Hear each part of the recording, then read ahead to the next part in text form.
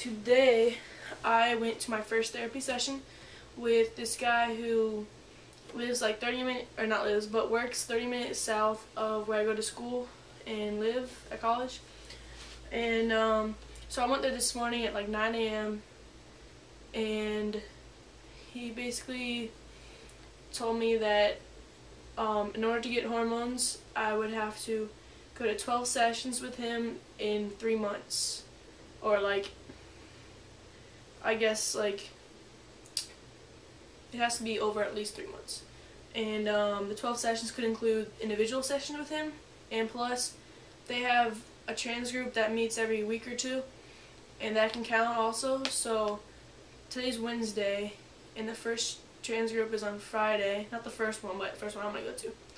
It's on Friday, so I'm going to go to that, and that'll be 2 out of 12. So the earliest time I can start hormones would be December 22nd, but I mean, I'll probably wait till after that anyway, and I'll talk to my family about it and see how I feel. I haven't completely decided on taking testosterone, although it is probable, and I'm still contemplating. I'm thinking about alternatives at this point. Like, there's natural transitioning, which will only be kind of like a temporary thing because it doesn't give you as many changes as you would need to live, you know, like really as a man for the rest of your life. So I'm thinking maybe I could use that before I go on testosterone if I do. And also there's this there are these supplements that you can take that give you extra muscle mass and give you hair growth, which I don't really care for hair growth, but I would like to get more muscle. And my friend was telling me about this because she works at a gym. She's a personal trainer, and they have it there. I forgot what it's called. I actually saw it on one guy's YouTube video, a trans guy. I forgot who it was. I was trying to find it, but anyway, that's an option too. Just kind of a temporary type thing to help me, like, temporarily. I just said that, temporary. Anyway, so what else? I went home this past weekend, and apparently I was passing too well. And by that, I mean, Friday night I went to 2 clubs. I went to one in Alexandria, Virginia, and then one in DC, and they're both Latino clubs, you know, Spanish dance clubs, and they charged me the price for guys, and like after I go through one person, I show them my ID, and they're like, okay, you're 18 and up, because I'm 20. They give me the wristband. I go next person, and they ask me for money, and both times they ask me for like what they charge the guys. So the first one, it was $10 for guys, or no, it was $20 for guys and nothing for girls. So I was about to pay them $20 because they asked me that. And then my friend talks to them, they're like, she's a girl. And I was like, you know, it made it a little bit awkward, but it's like, whatever. I get through, I don't have to pay anything. So then I get the security guard, and they pat me down, like full chest pat, butt pat, and everything. And my friends were laughing, and they were like, haha, how'd they not notice? And I was like, because I'm wearing a binder. They don't know that. Because only one of them is my close friend, and I guess she hasn't noticed. So basically the same thing happened the next club we went to, where I ended up paying the guy's amount.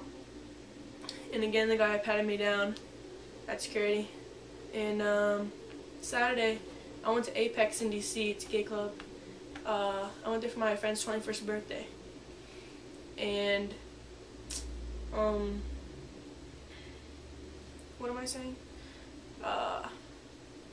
There I've been passed as male because I had a couple gay guys hitting on me, which I was thinking was gonna happen because I had heard about it happening to other people. Like, after coming out as trans, they go to a bar or a club and then they get hit on by gay men instead of lesbians. So I thought that was pretty funny.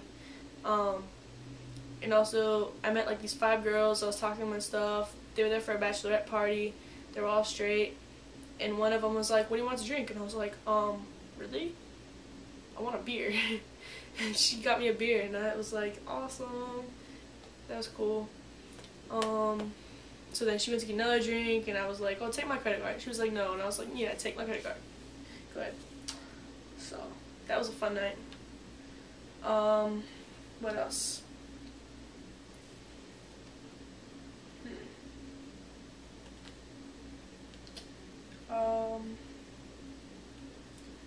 Yeah, while I was home, I only saw my sister for like 1 minute when I got home, then she had to leave. And then on Sunday, I saw her for like 30 minutes before I had to leave, come back to college. And so that was annoying. I didn't get to see her much. But when I called her on the phone before that weekend, she was like, "How you doing, boy?" And I thought that was really funny. She's never told me that before. And then my mom started calling me Chris instead of just KJ, so that was really nice. And actually, she gave me a check for the stuff I had bought, and it said it was made out to Chris Engelman. Oh, I shouldn't have said my name. It was made out to Chris, and so that was pretty cool. That she put that instead of my birth name. What else? I'm thinking about getting another tattoo. I have 2 already. I have a nautical star on my back behind my right shoulder, and then I have "Keep Your Head Up," like all the way across my back, at the top. And I'm thinking about getting a tattoo like right about here in front of my chest that says "To Spirit," because that's the term they use for way back when, hundreds of years ago, for Native Americans who they had their own like gender variants, and people who had different gender identity, or not really identity because they didn't identify it, but different gender expression, like really effeminate males or masculine women. They were like held highly in society, and they were the people who were the medicine makers and the I wouldn't say fortune tellers, whatever it's called, clairvoyant. And you know, they were really respected, and they could marry whoever they wanted, male or female. So I thought that was really cool that back then it was seen as a good thing, and people respected it, and they accepted it, and it was actually held highly like above other people. So they were called Two Spirits, which is actually a term they made in 1990 at this conference in Canada. And I thought it was cool because I was born in 1990. And so I'm thinking about getting that tattoo, and also like on the two, TWO, where the circle is, I'm thinking about turning to the trans symbol. You know, with like the male symbol, female, and then trans is both together in that one circle. So I'm thinking about getting that. I think that'd be tight. Let's see. What else?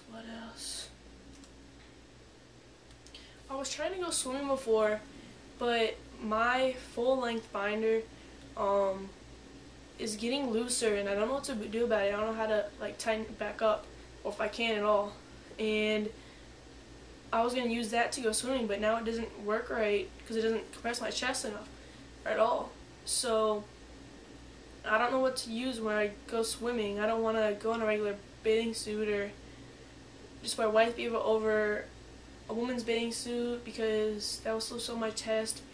And I don't want to, like, in my apartment complex, the people that I know here, almost all of them, think I'm just a bio male. So I don't want to go to the pool in my apartment complex and see these people, and that would be awkward.